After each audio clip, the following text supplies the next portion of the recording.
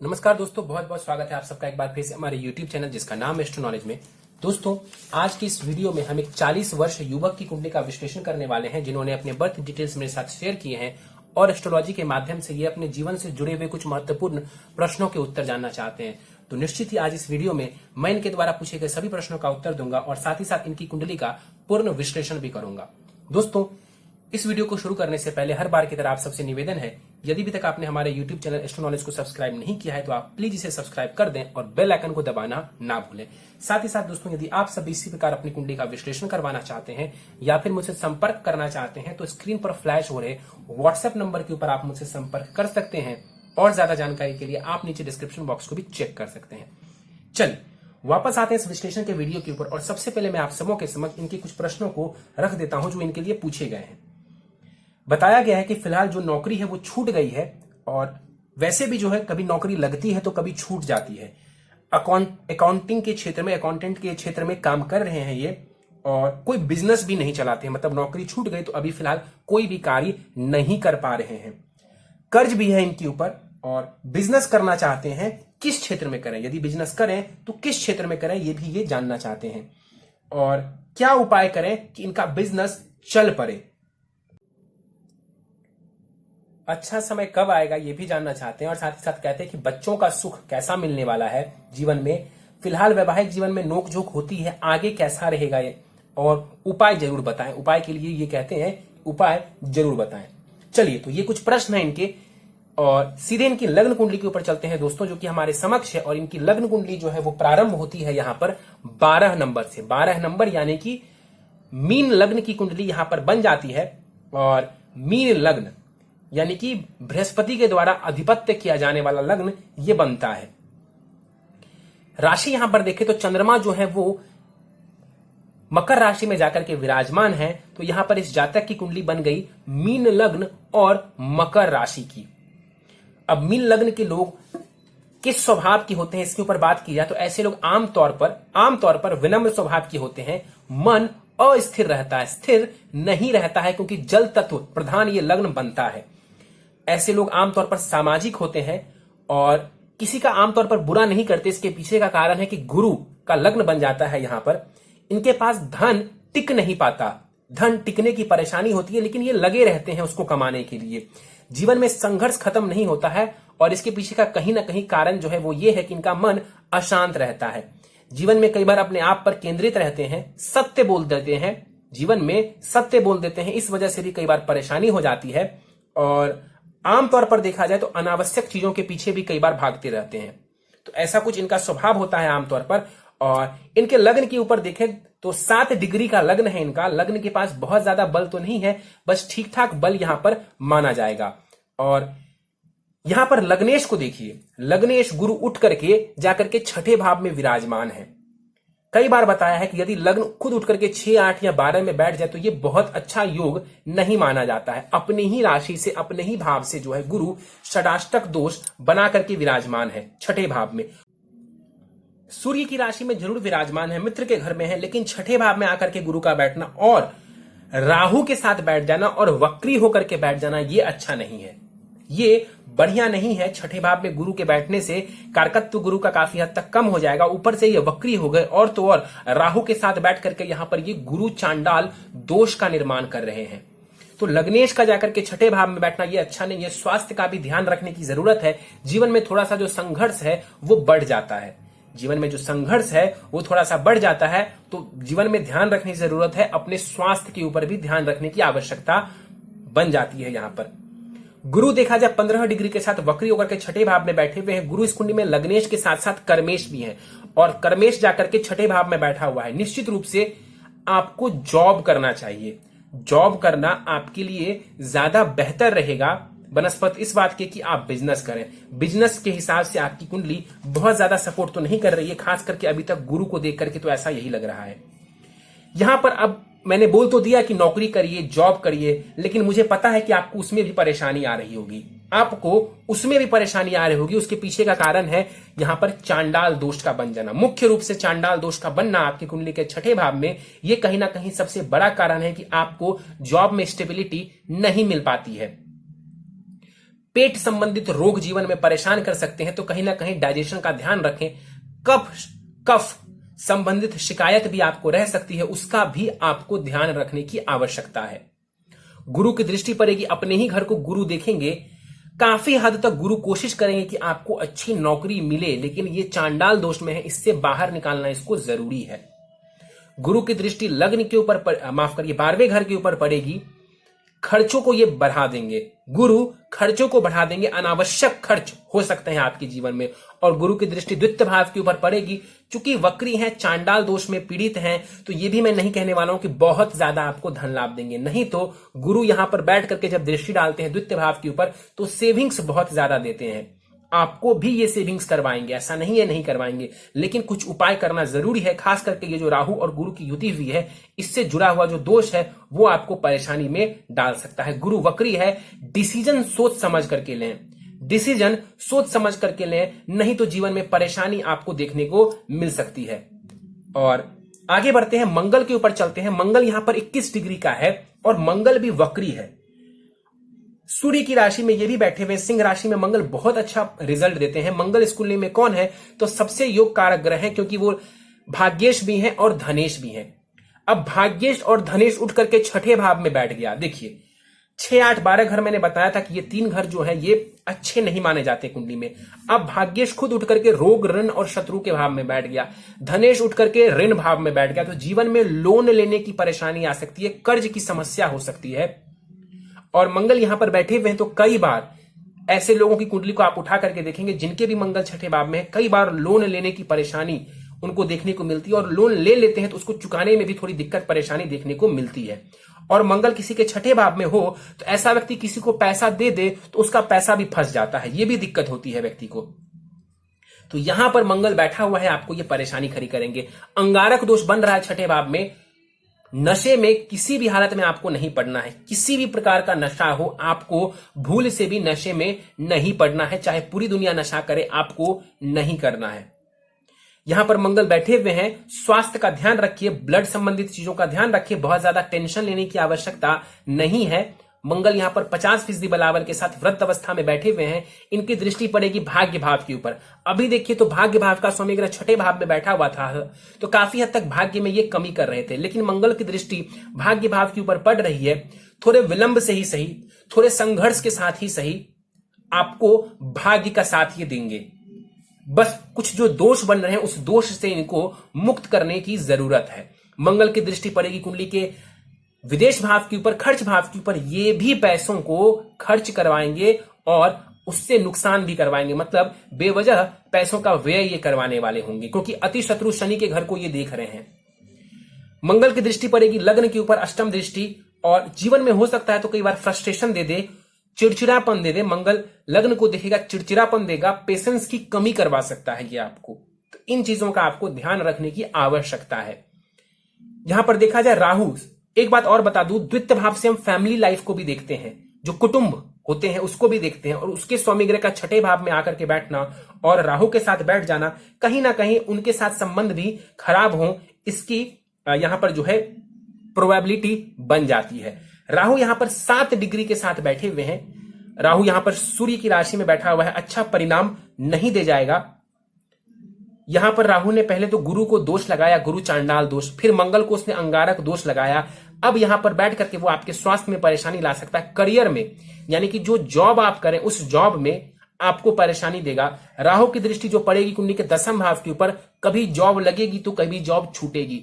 एक नहीं सैकड़ों वीडियोस बनाए हैं मैंने, और उसमें कई बार बोला है जब भी राहु और केतु दसम भाव को प्रभावित करेंगे तो करियर संबंधित परेशानी, बेसिकली इनस्टेबिलिटी ये देते हैं, स्टेबिलिटी को कम कर देता है राहु और केतु जब दसम भाव को देखते हैं। और यहां तो राहु नीच की दृष्टि के साथ देखेंगे दसम भाव को, तो परेशानी तो ये खड़ी करेंगे। राहु की दृष्टि पड़ेगी कुंडली के 12वें घर के ऊपर, बेवजह धन का व्यय करवा सकते हैं। राहु की दृष्टि पड़ेगी द्वितीय भाव के ऊपर, वाणी को खराब कर सकते हैं, सेविंग्स में कमी कर सकते हैं, परिवार के साथ संबंध खराब कर सकते हैं। तो बेसिकली यहां पर गुरु मंगल और राहु का बैठना, गुरु मंगल यहां पर पारिजात योग जरूर बना रहे हैं। उसका लाभ ये मिल सकता था आपको कि पुलिस वगैरह के क्षेत्र में, एसएससी वगैरह के क्षेत्र में आप जाते तो निश्चित रूप से आपको ये सफलता देता, लेकिन कहीं ना कहीं यहां पर गुरु राहु की वजह से पीड़ित हो गए, मंगल भी राहु की वजह से पीड़ित हो गए, तो अब देखिए लग्न, धन, करियर, भाग्य कहीं ना कहीं यहां पर डाउन हो रहा है। तो जीवन में संघर्ष तो अभी सिर्फ छठे भाव से ही नजर आ रहा है। आगे बढ़ते हैं, शनि के ऊपर चलते हैं। शनि कुंडली के सप्तम भाव में विराजमान है, 3 डिग्री का शनि है, वक्री होकर के बैठा हुआ है। शनि यहां पर देखा जाए मृत अवस्था का है, और शनि इस कुंडली में कौन है, तो मारक ग्रह कहलाएंगे, या फिर कारक तो वो कहीं से भी नहीं है, क्योंकि वो द्वादशेष है और लाभेश है। तो अकारक ग्रह है इस कुंडली में शनिदेव, और जाकर के कुंडली के सप्तम भाव में विराजमान है। यहां पर शनिदेव बैठे हुए हैं बुध की राशि में, वक्री होकर के पत्नी के साथ थोड़े बहुत कलह करवा सकता है, ये थोड़ी बहुत कलह करवाएंगे ये शनिदेव। और मृत अवस्था के हैं तो दृष्टि का बल यहां पर इनके पास बहुत कम हो जाएगा। मान के चलते थोड़ा बहुत भी दृष्टि का बल हो तो भाग्य को लेकर के परेशानी, पर्सनालिटी को लेकर के परेशानी, डिसीजन मेकिंग को लेकर के परेशानी, और कहीं ना कहीं घर में कलह की स्थिति ये दे सकते हैं। आगे बढ़ते हैं, लाभ स्थान की तरफ चलते हैं। सूर्य, चंद्रमा और बुध की युति कुंडली के लाभ स्थान में हुई है। कुछ योग और कुछ दोष बन रहे हैं लाभ स्थान में। सूर्य और चंद्रमा की युति यहां पर अमावस्या का दोष बना रही है, तो वहीं सूर्य और बुध की युति यहां पर जो है बुधादित्य योग बना रही है। यहां पर देखा जाए चंद्रमा यहां पर मकर राशि के हैं। चंद्रमा इस कुंडली में कौन है, तो चंद्रमा पंचमेश है, यानी कि शिक्षा, संतान, लव, रोमांस भाव के स्वामी ग्रह हैं। चंद्रमा लाभ स्थान में बैठे हुए। निश्चित रूप से चंद्रमा की दृष्टि जो पड़ रही है कुंडली के पंचम भाव के ऊपर, आपको शिक्षा से, संतान से लाभ करवाएगी। चंद्रमा को थोड़ा बेहतर कर देते हैं तो संतान सुख में भी आपको वृद्धि देखने को मिलेगी। संतान सुख में आपको वृद्धि देखने को मिलेगी। चंद्रमा यहां पर बैठ करके जो है कहीं ना कहीं आपको जीवन में लाभ करवा सकते हैं, शिक्षा से लाभ करवा सकते हैं, संतान से लाभ करवा सकते हैं, लेकिन उसके लिए भी कहीं ना कहीं आपको इसे अमावस्या दोष से बाहर निकालने की आवश्यकता पड़ेगी। 4 डिग्री का सूर्य है, 22 डिग्री का चंद्रमा है, इनके बीच में डिस्टेंस बहुत ज्यादा है। अमावस्या दोष बन जरूर रहा है, अमावस्या का दोष बन जरूर रहा है, लेकिन डिस्टेंस थोड़ी ज्यादा है, इस वजह से इसका प्रभाव बहुत ज्यादा आपको देखने को नहीं मिलेगा। सूर्य के ऊपर चलते हैं। 4 डिग्री के सूर्य हैं यहां पर, और सूर्य जो है यहां पर 25% बलाबल के साथ मृत अवस्था के बैठे हुए हैं। सूर्य यहां पर षष्ठेश हैं और जाकर के लाभ स्थान में बैठे हुए हैं। देखिए षष्ठेश है, छठा भाव होता है रोग, ऋण और शत्रु का, और इसके स्वामी ग्रह सूर्य जाकर के लाभ स्थान में बैठे हुए हैं। तो कहीं ना कहीं यहां पर शत्रुओं से लाभ आप ले सकते हैं, कहीं ना कहीं आप मेडिकल फील्ड से लाभ ले सकते हैं। तो मेडिकल फील्ड से कौन लाभ लेता है, या तो डॉक्टर लाभ लेता है, या तो जो दवाई दुकान वाले होते हैं, केमिस्ट होते हैं, वो लाभ ले लेते हैं। तो यहां पर सूर्य इन चीजों में आपको लाभ करवा सकते हैं। हालांकि मृत हैं, बहुत ज्यादा पावर इनके पास नहीं है, और सूर्य के पास दृष्टि का बल खत्म हो जाएगा क्योंकि ये मृत है। चंद्रमा 22 डिग्री के साथ है, तो उनके पास करीब 50% का बलाबल मौजूद होगा, और वो कुमार अवस्था के कहलाएंगे। बुध यहां पर देखा जाए तो बुध जो है यहां पर इस कुंडली में 3 डिग्री के साथ बैठे हुए अस्त के हैं। अस्त होने पर भी बुध रिजल्ट तो देता है, लेकिन बहुत ज्यादा ये अस्त हो चुके हैं, क्योंकि 4 डिग्री का सूर्य है, 3 डिग्री का बुध है यहां पर। तो इनकी युति 1 डिग्री के फासले पर हुई है, तो बुध के पास भी बहुत ज्यादा बल यहां पर नहीं होगा। इस कुंडली में बुध को देखा जाए तो वो वो जो है सुखेश है इस कुंडली में, और वो सप्तमेश भी है, यानी कि प्रॉपर्टी का सुख, मकान का सुख, वाहन का सुख, और पत्नी भाव के जो स्वामी ग्रह बनते हैं वो बनते हैं बुध, जाकर के लाभ स्थान में बैठे हुए। ये अच्छी बात है, प्रॉपर्टी वगैरह से लाभ उठा सकते हैं, विवाह से भी आपको जीवन में लाभ मिल सकता है, पत्नी की तरफ से भी लाभ की स्थिति देखने को मिल सकती है, पार्टनरशिप से आपको लाभ थोड़ा बहुत हो सकता है। हालांकि अस्त के हैं तो बल काफी कम हो जाएगा, 3 डिग्री का है और अस्त है, दृष्टि का बल भी काफी कम हो जाएगा इनका। 12वें घर की तरफ चलते हैं। शुक्र और केतु यहां पर युति बनाकर के विराजमान है। 12वें घर में शुक्र बैठ जाए तो ये कहीं ना कहीं जीवन में वैवाहिक सुख को बढ़ा देता है। 12वें घर में शुक्र बैठता है तो वैवाहिक सुख को काफी हद तक बढ़ा देता है, क्योंकि यहां पर हम फिजिकल प्लेजर्स को भी देखते हैं, शयन सुख को देखते हैं 12वें घर से। तो यहां पर शुक्र का बैठना अच्छा माना जाता है, खराब नहीं माना जाता। इस कुंडली में शुक्र कौन है, तो वो तृतीयर्थ है और अष्टमेश है। अब मुझे कहना चाहिए कि अष्टमेश जाकर के 12वें घर में बैठे हुए तो यहां पर शुक्र विपरीत राजयोग बना देगा, लेकिन मैं ऐसा नहीं बोलूंगा, क्योंकि लग्नेश जो है ना वो खुद यहां पर पीड़ित है, तो कुंडली में विपरीत राजयोग की स्थिति बहुत ज्यादा लागू नहीं हो पाएगी। फिर भी यहां पर जो शुक्र बैठे हुए हैं आपको जीवन में सुख देने का कार्य करेंगे। विदेश वगैरह की यात्राएं आप कर सकते हैं, अध्यात्म में भी रुचि ये आपको दे देगा, क्योंकि साथ में केतु भी विराजमान है। धन का ये विशेष व्यय करवा सकता है। हो सकता है तो भौतिक सुखों के ऊपर भी आप धन का व्यय करें। और इनकी दृष्टि पड़ेगी कुंडली के छठे भाव के ऊपर, तो इनकी दशा में अपने स्वास्थ्य वगैरह का ध्यान रखिए। बल इनके पास 50% का होगा, ये कुमार अवस्था के साथ मौजूद है कुंडली में। केतु यहां पर 7 डिग्री के हैं, केतु के पास भी करीब 50% का बलाबल होगा। केतु शनि की राशि में और शनि केंद्र में जाकर के सप्तम भाव में विराजमान है, तो केतु यहां पर बहुत खराब रिजल्ट नहीं देंगे। कहीं ना कहीं आपको अध्यात्म की तरफ, एकाकीपन की तरफ लेकर के जा सकता है, विदेश की यात्राएं भी करवा सकता है। और जरूरी नहीं समझिए कि केतु 12वें घर में बैठ गए तो सबके सब सन्यासी बन जाएंगे, ऐसा कुछ नहीं है। हाँ, इसकी दशा अंतर दशा में व्यक्ति की रुचि उन चीजों में जरूर थोड़ी बहुत हो जाती है। केतु की दृष्टि चतुर्थ भाव के ऊपर जो पड़ेगी तो कहीं ना कहीं प्रॉपर्टी संबंधित थोड़ी सी परेशानी हो सकती है, घर में कलह की स्थिति हो सकती है, क्योंकि नीच की दृष्टि है। केतु की दृष्टि छठे भाव के ऊपर पड़ेगी, जॉब संबंधित परेशानी, और केतु की दृष्टि पड़ेगी अष्टम भाव के ऊपर, एस्ट्रोलॉजी वगैरह में, अध्यात्म वगैरह में, गुप्त रहस्य में ये आपको इंटरेस्ट दिलवा सकता है। चलिए, तो ये था आपकी कुंडली में ग्रहों का विश्लेषण, और सीधे चलते हैं आपके दशाओं के ऊपर। तो अभी आपको गुरु की महादशा चल रही है, जो कि 4 अगस्त 2021 तक आपको रहने वाली है। तो गुरु की महादशा वैसे तो योग कारक ग्रह है आपकी कुंडली में, लेकिन इनकी प्लेसमेंट चूंकि छठे भाव में हो गई है, वक्री है, चांडाल दोष बना रहे हैं, इस वजह से आपको इसका पूरा लाभ देखने को नहीं मिल पा रहा है। और गुरु की महादशा में राहु की अंतर्दशा चल रही है, तो ये समय बहुत अच्छा नहीं है। कब तक का? तो 4 अगस्त 2021 तक का समय आपके लिए बहुत अच्छा नहीं है। उसके बाद जो शनि की महादशा आपके लिए आएगी, मेहनत के साथ साथ वो आपको सफलता देने वाली होगी। चलिए सीधे आपके प्रश्नों के ऊपर चलते हैं। एक बात आपको और बता दूं कि आप मकर राशि के हैं, तो आपके ऊपर साढ़े साथी भी चल रही है। साढ़े साथी का द्वितीय चरण प्रारंभ हो चुका है, तो आने वाले 5 वर्ष तक आपको साढ़े साथी लगी रहेगी। सीधे प्रश्नों के ऊपर चलते हैं। इन्होंने प्रश्न पूछे कि फिलहाल नौकरी छूट गई है, नौकरी कभी लगती है तो कभी छूट जाती है। मैंने बताया था इसके पीछे का कारण कि कुंडली का छठे भाव में ये जो दोष बन रहा है गुरु, राहु और मंगल की वजह से, उसको जब तक आप ठीक नहीं करेंगे तो जीवन में जिस जिस चीज के ये कारक हैं उन चीजों में आपको ये परेशानी खड़ी करेंगे। और छठे भाव से हम नौकरी को देखते हैं, दसम भाव होता है करियर का, उसके स्वामी ग्रह गुरु बनते हैं और वही जाकर के छठे भाव में बैठे हुए हैं जॉब हाउस में। तो वो कह तो रहे हैं कि आप जॉब करिए, लेकिन राहु के साथ युति बनाने की वजह से जो है स्टेबल नौकरी आपको नहीं दे रहे। तो जब तक उपाय नहीं करेंगे परेशानी होगी। और अकाउंटेंट की फील्ड में आप काम कर रहे हैं, ये काम आपके लिए खराब नहीं है। आप अकाउंटेंट की फील्ड में जो जॉब कर रहे हैं आप कर सकते हैं, कोई परेशानी आपके लिए नहीं है। इसके अलावा टीचिंग वगैरह का क्षेत्र भी आपके लिए बढ़िया रहेगा, कंसल्टेशन वगैरह का क्षेत्र भी आपके लिए बढ़िया काम करेगा। कोई बिजनेस भी नहीं है आपने बताया। बिल्कुल इस कुंडली के अनुसार देखा जाए तो ज्यादातर जो योग है वो जॉब के हैं, जॉब करना आपके लिए ज्यादा बेहतर रहेगा। आपने बताया है कि कर्ज भी है आपके ऊपर। देखिए कर्ज के लिए देखा जाए तो छठे भाव में देखिए गुरु और मंगल आकर के बैठे हुए, राहु भी बैठा हुआ है। देखिए ये है धन का भाव, धन के भाव की स्वामी ग्रह मंगल जाकर के रोग, ऋण यानी कि कर्ज, और उस भाव में जाकर के बैठे हुए तो ये कर्ज लेने का योग बना देता है। तो आपके ऊपर कर्ज है, बहुत ज्यादा चिंतित मत होइए। और अगर परेशानी हो रही है उसको वापस करने में, तब जाकर के आप समझ लीजिए कि यहां पर राहु आपको परेशान कर रहा है। तो निश्चित रूप से जैसे ही आप ये राहु और गुरु और राहु और मंगल की युति को ठीक करेंगे, उपाय कर लेंगे, इन चीजों में भी आपको लाभ हो जाएगा। बिजनेस करना चाहते हैं, किस क्षेत्र में करें? देखिए सबसे पहली बात तो इस कुंडली को देख करके मैं आपको मना करूंगा बिजनेस करने के लिए। इस कुंडली को देख करके सर्वप्रथम तो मैं आपको मना करूंगा कि आप अपने नाम से बिजनेस करिए।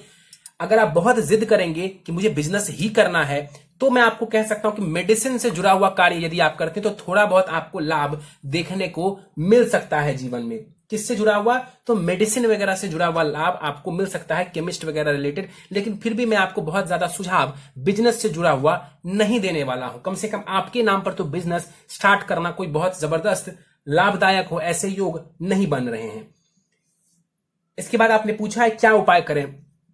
उपाय जो मैं आपको बताने वाला हूं वही उपाय करेंगे तो इन क्षेत्रों में भी लाभ मिल जाएगा। वैसे कोशिश करें कि आप जॉब में ही रहें।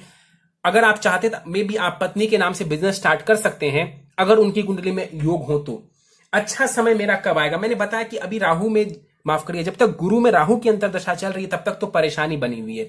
उसके बाद जब शनि की आपको महादशा प्रारंभ होगी तो कुछ 1 वर्ष छोड़ करके जो आने वाला समय होगा वो कहीं ना कहीं आप मेहनत करेंगे तो आपको ज्यादा लाभ देखने को मिल जाएगा। हो सकता है शनि की दशा में आपको बिजनेस के प्रति रुझान और ज्यादा बढ़ जाए। इसके बाद आपने पूछा संतान का सुख कैसा है। संतान का सुख अच्छा है, उसको लेकर के चिंता करने की आवश्यकता नहीं है। यहां पर अमावस्या दोष में जरूर है चंद्रमा, लेकिन फिर भी मैं मानता हूं कि उनकी दृष्टि जो अपने भाव के ऊपर पड़ रही है, आपको संतान सुख में ये कमी नहीं होने देंगे। अमावस्या दोष का प्रभाव ये पड़ता है कि व्यक्ति कंफ्यूज होता है कि जीवन में मुझे करना क्या है, क्योंकि सूर्य है अग्नि, चंद्रमा है जल, अग्नि और जल मिला दिया तो ना जल बचा ना ही अग्नि बची। तो यहां पर कहीं ना कहीं आप खुद में कंफ्यूज रह सकते हैं कि आपके लिए क्या करना उचित है और क्या करना उचित नहीं है, और उसके पीछे का कारण है अमावस्या का दोष कुंडली में, और लग्नेश गुरु तो पीड़ित है ही। इसके बाद इन्होंने पूछा फिलहाल वैवाहिक जीवन में नोक झोंक होती है, आगे कैसा रहेगा। बहुत बड़ी परेशानी नहीं है वैवाहिक जीवन को लेकर के, कुंडली मिलान करके विवाह किया होगा तो विवाह आपका अच्छा चल जाएगा। शनि सप्तम भाव में वक्री होकर के बैठे हुए थोड़ी बहुत परेशानी कलेश दे सकते हैं। बुध सप्तमेश बनते हैं, वो यहां पर जो है अस्त के हैं, थोड़ी कमी हो सकती है। और शुक्र केतु के साथ बैठे हुए हैं, राहु की दृष्टि पड़ रही है, तो उसमें थोड़ी परेशानी नजर आ सकती है। लेकिन फिर भी मैं मानता हूं कि वैवाहिक जीवन आपका ठीक चलेगा। कुंडली मिलान आपने किया होगा तो वैवाहिक जीवन आपका बढ़िया रहेगा। और नोक झोंक आजकल सभी की कुंडली में देखने को मिलता है, सभी के रिश्तों में ये चीजें देखी जाती हैं।